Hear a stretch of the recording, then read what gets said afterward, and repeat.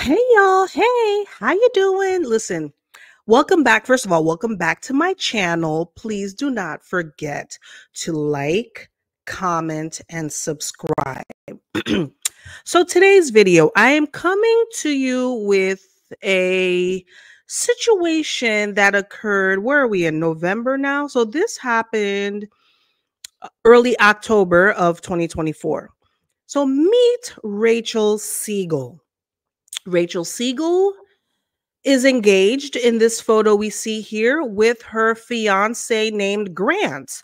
I don't know his last name, nor do I care, but this is Rachel and Grant.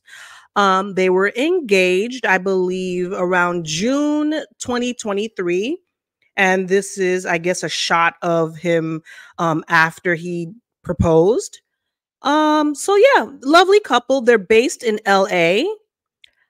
So let's take a deep dive and look into their relationship. Here, take a look.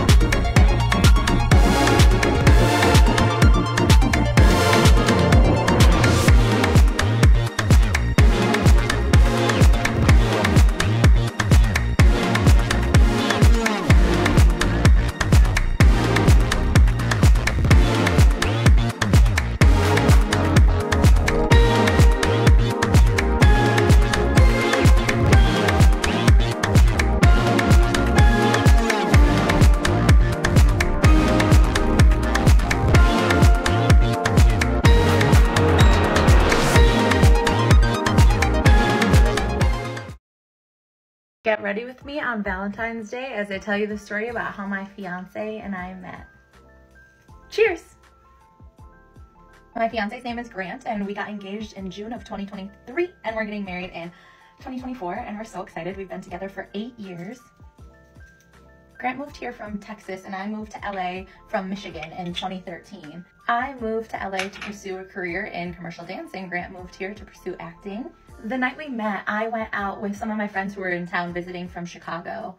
There was a bar I used to frequent in West Hollywood that at the time, when I was in my early 20s, there were a lot of 30-year-old dudes there. And so I brought my friends thinking it was gonna be perfect to introduce them to some like really cool older guys. And long story short, when we got there were no men to be seen. It was terrible. It was absolutely awful. It was such a boring night. Nothing good was going on. So we decided to head home. Long story short, we decided to call it a night and get an Uber. We're stopped at a stoplight on La Cienega and Sunset, and we hear this live band playing 90s covers. And we're like, you know what? Let's give this one more shot and head into the bar. The Uber pulls up to a stoplight, and we decide on a whim to get out and run into that bar. The Uber driver was not happy with us, and I definitely got a low rating, but isn't that what your 20s are for? We run upstairs and take shots. And these guys come up to us and just start dancing. But it wasn't like in a creepy way. They were like twirling us and lifting us up and dipping us. Come to find out, it's Texas two-step. That's Grant and his friends. Cut to Grant's side of the story. Grant had gone out with his friends that day in West Hollywood to a brunch spot. I couldn't find my light for a minute, but I found it. This is so much better. But I'm not gonna stop and redo the whole thing, obviously. Grant and his friends, brunch turned into lunch, turned into dinner, and then they just decided to stay out that night. This is how Grant and his friends make it to the same bar that we were. Grant and I hit it off from the start, dancing, chemistry, are having so much fun together. I'm talking inseparable. Like, our friends have to come find us. It was so wild. The funny thing about us crashing that birthday party is that there were balloons all over the floor. The light died, so we're back to this. Grant and I were attached at the hip all night. What his friends did so that they wouldn't lose him was tie a red... The camera's also crooked, y'all. I'm sorry. I'm a mess. This is who I am. After that night, kind of the rest is history. We exchanged numbers and started dating. And I just can't believe, I just can't believe it. Some things that I think are kind of funny and why I think meeting Grant was truly fate. He had never been to that bar before and neither had I. So it was completely kismet that we met that night. Grant is from a small town called Rockwall, and I am from a small town called Rockford. Another fun fact is Grant's birthday is October 3rd and mine is October 2nd. So we're both Libras. We both come from families of 5, where the siblings or the kids are 2 boys and 1 girl. Those are really the only kismet similarities that just feel so cosmically aligned, which I don't know what y'all believe in, but these are just fun coincidences that kind of reinstill reasons I feel like we're meant for each other. This hair is giving. Yeah. We're supposed to be at dinner in 5 minutes. I don't know if this life is for me. But look at these cute Valentine's Day earrings. Okay, I hope you guys like this. And when I say you guys, I don't even know who I'm talking to. Okay, bye! Okay, so you've met the lovely Rachel. She seems like an outgoing, fun-loving young woman. She's a dancer, so she has a creative side to her.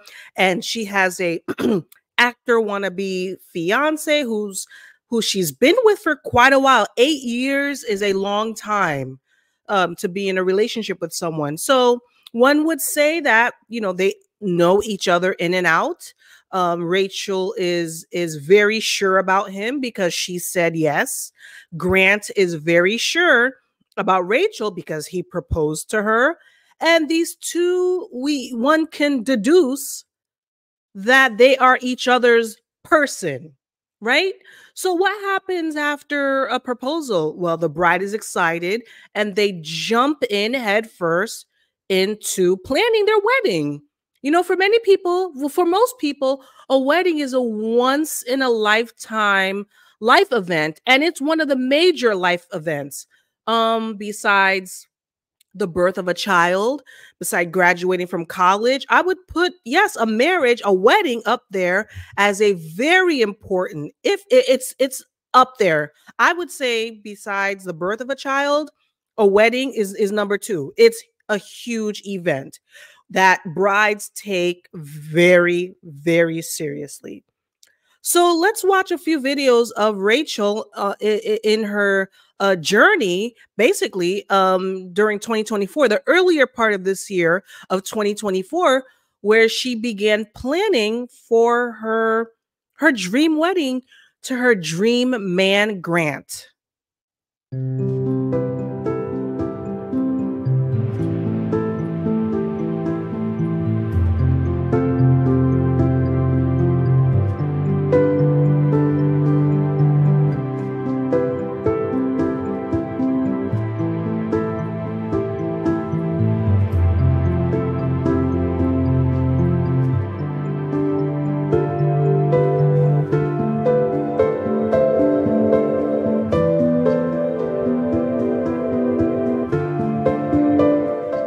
My name's Rachel. I'm getting married in October and I am buying everything monogram to celebrate this year of nuptials. And my new custom phone case came in and I'm so excited about it.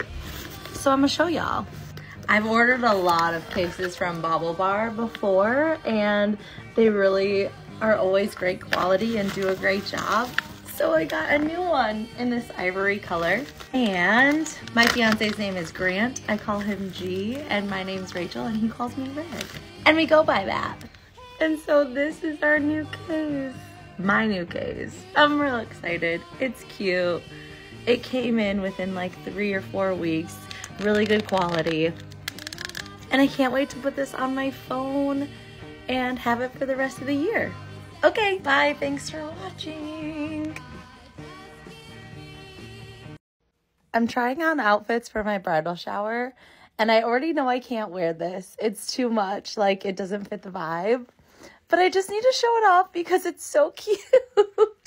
I look like I'm going to be in an Elton John, like, production dance. I don't know. Shoulder pads, this cute ruching detail. But the best part is the back. It's got this, like, cape open back moment. And I really... I love it, but I know it's just not the vibe, like, as much as I wish it was. I look like I'm ready to... You ain't nothing but a hound dog, crying all the time. But come on. She's a vibe. Like, what? I'm in Las Vegas for my joint bachelorette party, and here's what every one of our guests gets in their goodie bag. First, everyone gets their custom t-shirt that I had made to look like band tees and concert tees for the weekend. We put together these hangover kits with our logos on them, and inside is Advil, Alka-Seltzer, hydration packs, wristbands for buying the bride or the groom a drink, and cotton rounds because all the girls got micellar water. This is the micellar water the girls are getting. Then we had these keychains made for everyone because we're staying together at Caesars. It says, always bet on red at G's Goodnight Hotel, 23 Lucky and Love Lane, Las Vegas, Nevada, 777. We're obsessed with these. Everyone gets their choice of an eye patch and a recovery patch, a mini portable fan that can be charged or battery operated. We have batteries in these for everyone already. Cooling neck towels. Our couples get their choice of sunscreen and liquor. Lastly is these cute little sunnies that are on brand. We have a pool day tomorrow, so this is what we got. Let me know what you guys think. You're gonna marry him, aren't you? Maybe.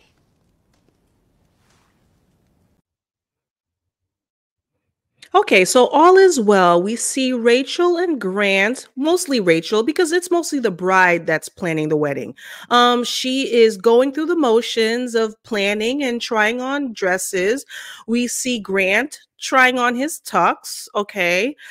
She's planning for, you know, the shower, planning for the what do you call it, the bachelorette party, and I'm sure he had a bachelor party, or I think they had a mix, a co-ed, whatever. Anyways, all is well, right? They're taking their cute little TikToks together, all smiles. You know, everything seems to be going well. She is, let me tell you, this girl is one of those brides that plan down to a T. And I remember when I was getting married, I was one of those brides. Everything, when I tell you I was hands on, like I controlled everything down to even our party favors, the wedding favors. I had gotten M&Ms, and oh my God, I'm triggered now. My wedding favors were M&Ms. That the two colors were the color scheme of the wedding, right? It was like peach and like a calla lily cream. Our faces were on the M&Ms, like a picture of my ex-husband and I. Wedding planning, y'all don't, for those who have not gotten married before, and I know there are people listening to me that were once brides, you can attest that wedding planning is no joke. It is so stressful. It is detail oriented.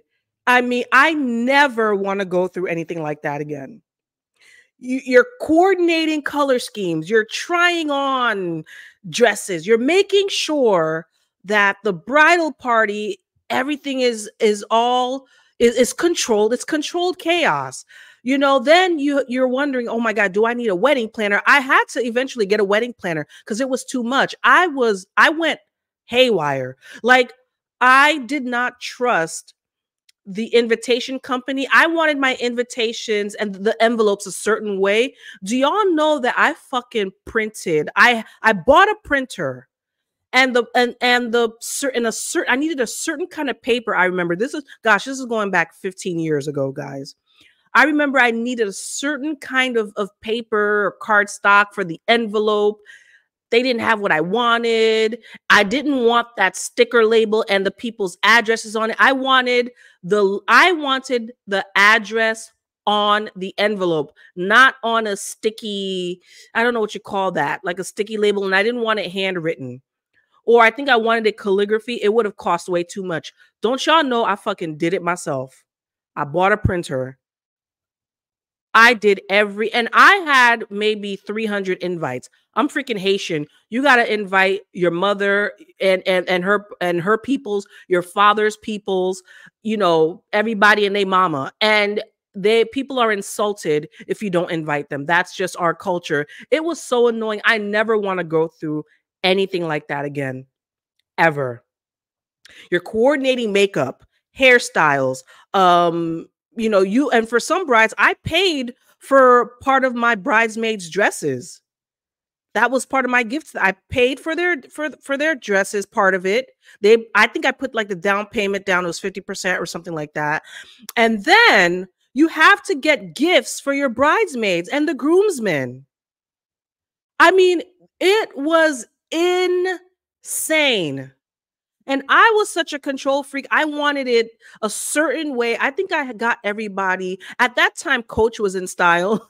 I don't rock Coach now, but back then, Coach was a big deal. Remember Dooney and Bork and Coach and Michael Kors? I got them all Coach wristlets and a scent. I got them a perfume that was the scent of the day of the wedding. Oh my God. I never want to go through anything like that again. Money is being spent left and right during a wedding. Mine had to be around 50K. This is 15 years ago. Church, menus for the reception, outfits, musicians. We had 2 singers when I walked down the aisle, DJs, videographers, MCs. I can go on and on. Never again, y'all. Never again. And I always say this, if I'm ever crazy to get married again, I'm getting married on a cruise on a beach. That's it. Because honestly, you know what? I'll leave the rest of my thoughts for afterwards. Anyhow, back to Rachel and Grant. Okay, so Rachel and Grant, they're planning. They look happy, right? Now the next 2 videos, the first video is a week before the wedding, okay? The next video is the next clip is the week before the wedding. And the clip after that is the day of the wedding. Let's watch.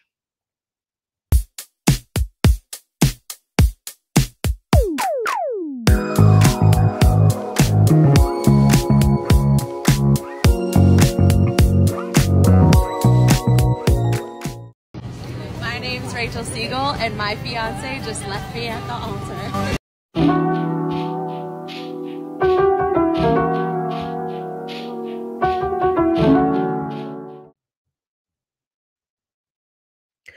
So, as you can see, this coward left her at the altar. Left her, deserted her on their wedding day.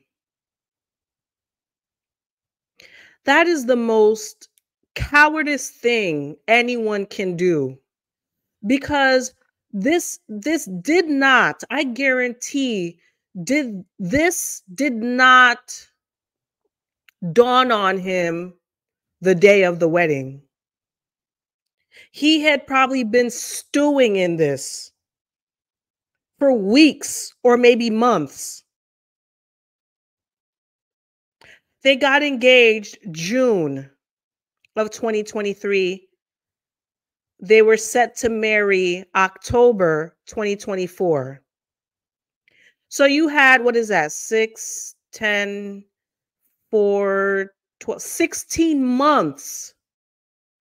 16 months later. And this is what this coward does. No one deserves this. Now, we don't know the inner workings of their relationship, but what we see, what's portrayed, is that they seem like a loving couple. They seem like they love each other very much. It did not appear that she had cold feet. Him, I mean, he seemed on board. Listen, I showed you a video, a clip. A week before the wedding, he's in the background of her TikToks, making little TikToks about getting married. There was a lot of chitter chatter about how he looked during his tux fitting, where he looked uncertain. A lot of people said, ooh, he looked a little uneasy. But I mean, we can't go by that. I don't know, because, and that was in April, May. What happened, Grant? You could have told her a month before, even a week before. One thing I'm for sure is that your mind did not change the day of. Absolutely no, it did not. We see this girl with her cape dress, which costs money. Bachelor parties, bachelorette parties, freaking personalized gifts, showers. Money is being spent. And it didn't dawn on him to think, hey, you know, maybe I should say something just to not waste everybody's time. Listen, do you guys not realize, people don't fucking realize a wedding, you have people coming from all over the country, and for some people, the world. I had people from Haiti. I had people from France. I had my uncle from Dominican Republic. I had people from Canada. I had people from LA, Florida, Boston, New Jersey. Like, are you kidding? Like, this is unreal. To Arizona, my aunt lives in Arizona. It's just, it's not just you guys, the bride and groom. These are people who have been planning, took time off work, traveling, plane tickets, outfits to wear. Because depending on the culture, listen, for us, we don't just go in our closet, most of us, and go just find a slacks and tops to wear to a wedding. No, we are taking our asses to the Macy's and to the freaking Nordstroms and the Lord and Taylor's to get a dress. That's money being spent. Oh, don't forget, you need the matching shoes. Men, you need a smart tux. You need a nice suit, not just any suit. And if it's a formal wedding, oh, it's tails.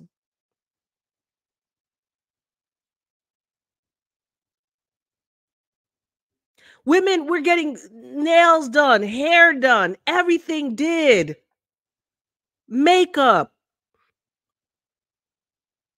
I'm baffled by the gall of some men. And yes, I'm saying men because I rarely hear of women just getting cold feet and not coming to the wedding day. Yes, it can happen. There's exceptions to everything. For the most part, it is men doing this. So now Rachel is, you know what? I don't see, this is the part I don't know if I could have done. She carried on with the day. They carried on. They went to the reception. I know it's money spent. I would have been devastated. Listen, I probably would have checked into the ER. Because she had, and what's sad, she's blindsided. She had no clue. Like, this is of utmost disrespect, disregard. She's human. It's not the fact that you got cold feet. It's not about that. Anybody can get cold feet. But the day of, think about the wedding guests. I would have been like, okay, a week before, the wedding's off. Okay. You know, people don't have to waste time.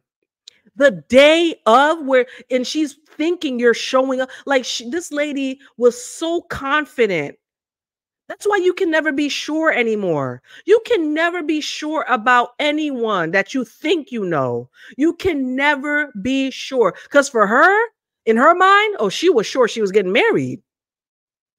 Homeboy had other plans. Now let's check out the aftermath.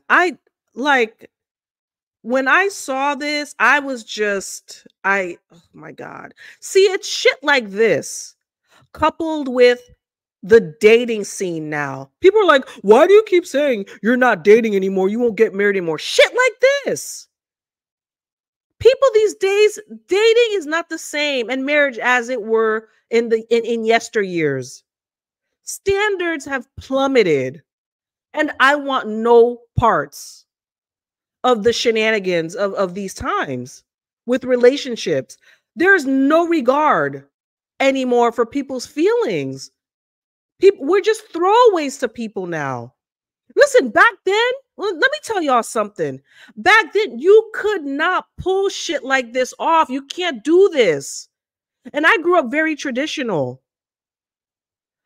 In other cultures, this won't fly. First of all, the shame, the scarlet letter you wear, that would be forever attached to the groom and the bride. More so the bride. The groom, some cultures, it's forgiving. The man is forgiving. They can go on and get married. But to the bride, number two, nigga would have to pay back all the money. Because in some cultures, the bride's family pays most of the costs. So you wasted the family's time. You dishonored their daughter. Run us our money. Run us our money. You would have to, where's her father? You would have to go and explain yourself to her family. And as of today, I'm going to find the comment that she left. Someone asked her, was there closure? She said no. Shame, Grant. Shame. So now, but the silver lining of this is that TikTok and social media rallied around her. That video garnered over 40 million views. TikTok rallied around her. All you would see is brands in her comments just saying, you got this, supporting her. So now she's raking in the dough. She is raking in money with brand sponsorships. She's always getting brand gifts and doing unpackagings, which she's lucky because that would not happen to someone like me. So, and these companies too, they're looking out for themselves because she's going viral. Our eyes are on her. That's why they're sending her merch to unpack. But, for her, that would help her keep her mind off of things and look forward to something else and be excited about. Because the next best thing for women, when it comes to being a woman and pampering yourself is receiving gifts and opening boxes and unboxing things and trying things. So as a woman, I can see how that's enjoyable. It would help healing, but you know what? I say better this as a divorced woman. This is less messier. Yes, the heartache, it sucks. She was blindsided. But Rachel, I prefer this over spending 20 years with someone who, put you through mental and physical abuse and you brought kids into the world with, and then have to go through a divorce at the same time trying to be a mom, at the same time trying to hang on to your career. So, I mean, there is a silver lining, but she doesn't know that other side. All she knows is the heartbreak she's experiencing now. She's never experienced divorce. She can't attest to that. But I can attest, as someone who was engaged, who went through the process of planning a wedding, who went through the process of, the wedding day and kids and family and divorce, I would say, honestly, Rachel, better you go through this now. I prefer this heartache because this is fleeting. It will pass. It will pass. You never have to see his nasty face again. And you can start fresh. It'll take time. It's easier said than done, but it will pass. So now let's see some of the aftermath.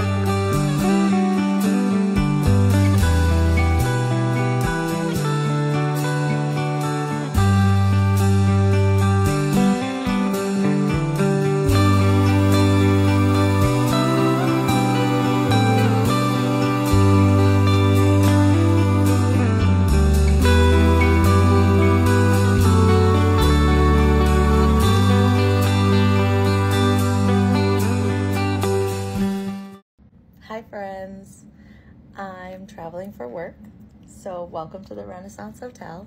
I wanted to share another video from my not wedding day with you all, and I got permission from my mom to share this video even though she hasn't seen it yet. As you know, the day did continue, and while it was a really tough decision to make, number one, everything was already paid for. Number two, I loved my dress a lot and didn't want to take it off. Number three, I know that time is the only thing that we can never get back. And while I felt so much pain, there was an opportunity to still spend time with a lot of people who chose to travel to come spend time with us, my family, me, and I never wanted to miss out on an opportunity to spend that time with them. After the trolley ride, we made it to the reception. There were no speeches. There was a prayer, and the band was there. And I had always planned after my daddy-daughter dance to surprise my mom with a dance with her and I to her favorite singer, Carole King. And so after my dad and I danced together, my mom and I still got to have that moment. And at the end of that moment, a lot of our friends and family decided to join in with us. And it was really special and it was beautiful. And I want to share that with you all. Please exude compassion and grace as you watch it, because it's a really vulnerable share and you'll see why. But also you get to see my second look, which was a beautiful ostrich feather bolero from Safia. And again, I was so proud to wear those pieces. Good morning, everybody. I wanted to check in and I hope you can hear me okay. Today I'm gonna go home for the first time. My former partner and I have lived together for a lot of years. I'm really anxious, but I know it's time to take this step and start to move forward and rebuild.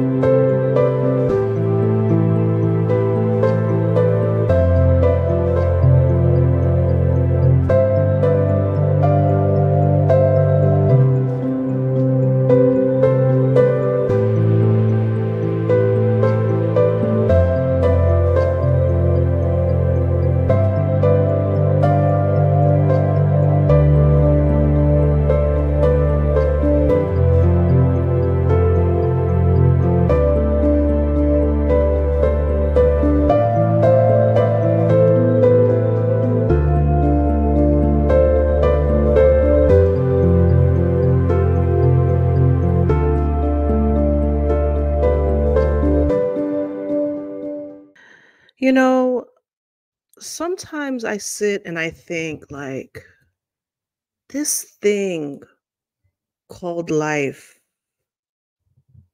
it is so hard. It is so unpredictable. You can never be 100% sure about anything in life.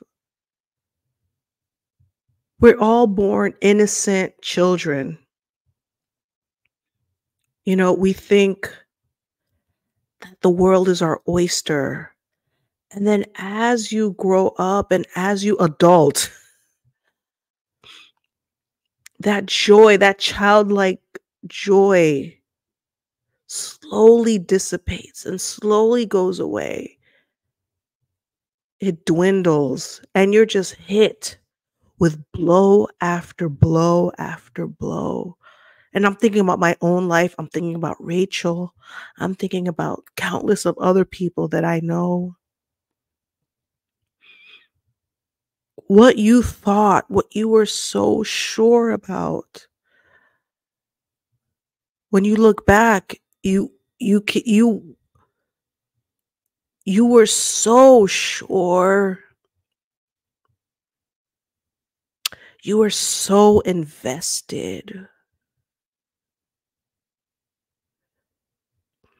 Like you would bet your life on the things that you believed in the past. Rachel, I don't think it ever crossed her mind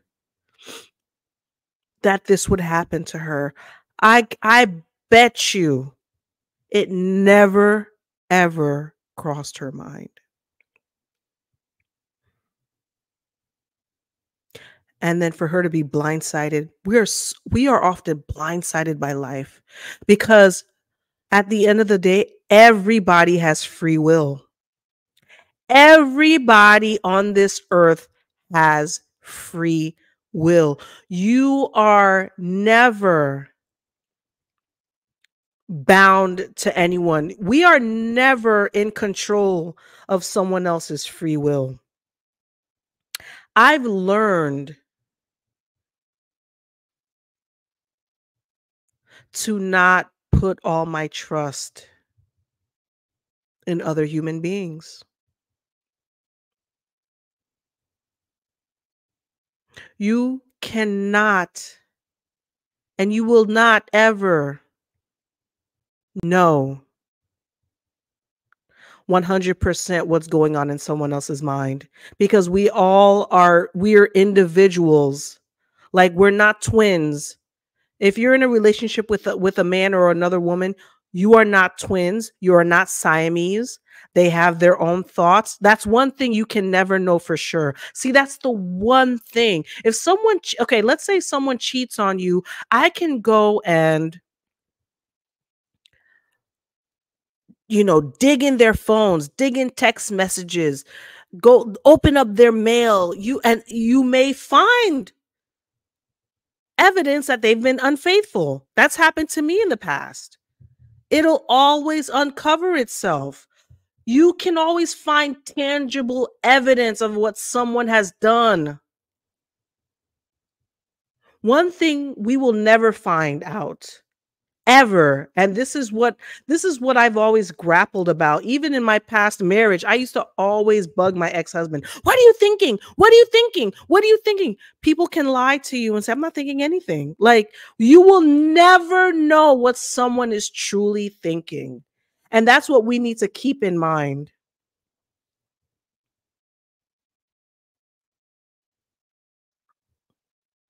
It's just hard lessons. Now, Rachel, if she's ever in another relationship, now she is just going to have to accept the fact that, hey, this may work, this may not. They may tell me they love me, but I don't know what they're thinking. She gets engaged again. This can go all the way through, or it won't. I bet you she won't put all that effort into it again. Probably not.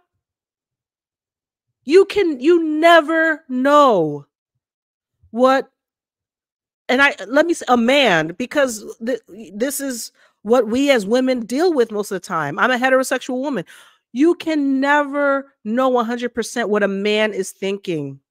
Some men, yes, at least he left her at the altar. Some men will marry you all the while they truly hate your guts. They truly hate your guts. And a lot of us women, we're in la la land. We don't catch these red flags until it's too late, until we're left at the altar, or until we're in the marriage and they're abusing us.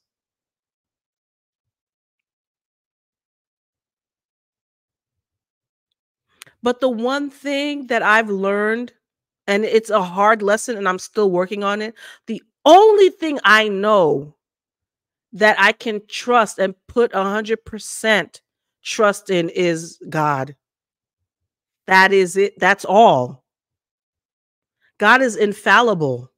His word says it. And I don't mean to turn this into a sermon, but it is true. The only thing that remains constant and whose words remain true and infallible is the word of God and God himself. That's all we have. So this is why in everything in my life now, I say, you know what? I'm tired of being a control freak. I'm tired of making things my idol. Because a lot of times the men in our lives as women, they become idols. That's what I had to learn. I really, in retrospect, believe that I lost sight of God when it came to my relationship. My ex-husband became an idol to me. Like, I was infatuated. It was with the whole relationship, the whole union. It became an idol. Sometimes these weddings become an idol to us. And we learn the hard way and we get rude ass awakenings. Because she put her trust in a fallible man, Grant. She put too much trust in him. I'm not calling her out. I did the same. A lot of us women, we do the same thing. We just trust men. We put all of our trust in men. Having having a nice wedding, I mean, there's nothing wrong with that. No, I don't know what went on with them. Did he feel like she was more focused on the wedding and not him? Because that can happen too. Some men are turned off when they're because she started posting more on social media. This girl only had maybe 500-600 followers. She didn't have much. She blew up when she was ditched at the altar. But she was posting a lot of the planning. A lot of the planning she was posting and showcasing, and the personalized. I don't know. Did it all become too much for him? Did reality hit him? And that's the problem. We don't know. There's no closure. You could see from the videos, she's moving out or they shared some place together. She still has not heard from him, which speaks a lot to his character.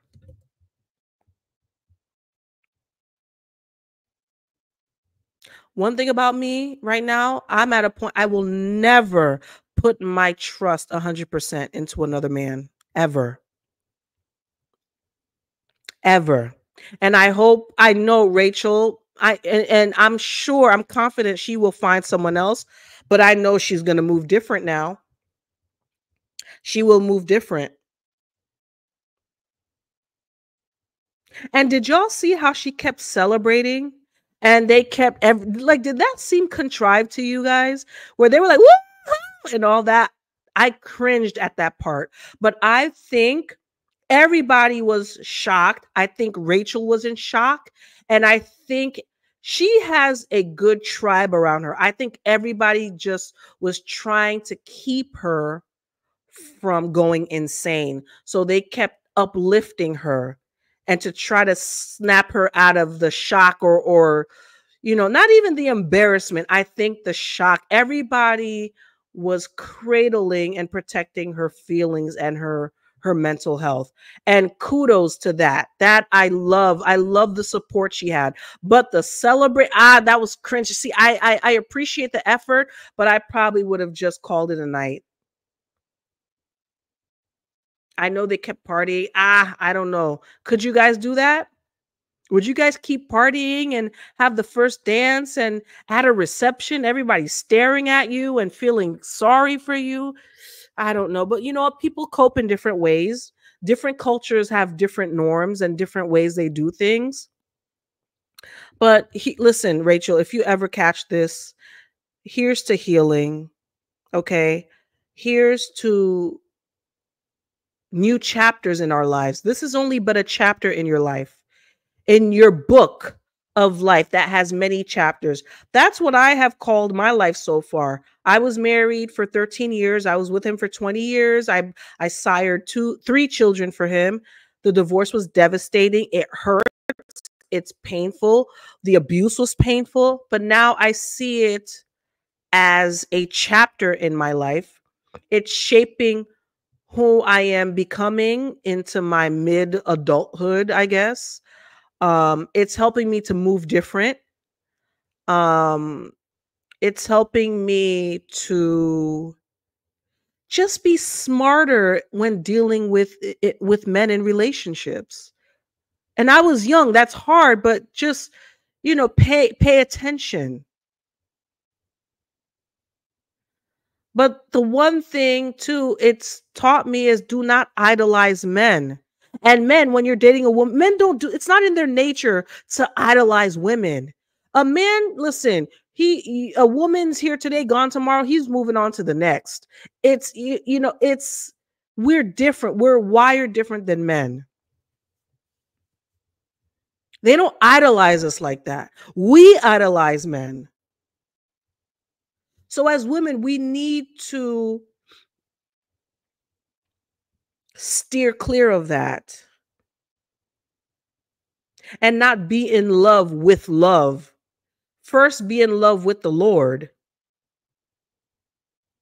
That's my goal. My love for the Lord needs to be greater than my love for man. Anyone who's been left at the altar, here's to happy healing. Here's healing to you. Rachel, again, I'm healing along with you, but I'm on the other side. It both hurts. But honestly, I rather not that I would rather have been stood up at the altar, because that's tough, because I wouldn't have my kids. But as far as, situations go, you're in a better situation. You can walk away scotch-free. No divorce. Actually, it was the day of their wedding. Usually you go down to the courthouse a couple days ago. You're married a couple of days before the wedding. I guess you'll get an annulment. Yeah, that's basically an annulment. So to anyone out there who's been through divorce, been through jilted at the altar, listen, we're all healing together. And remember, this too shall pass. And to Grant, fuck you, coward.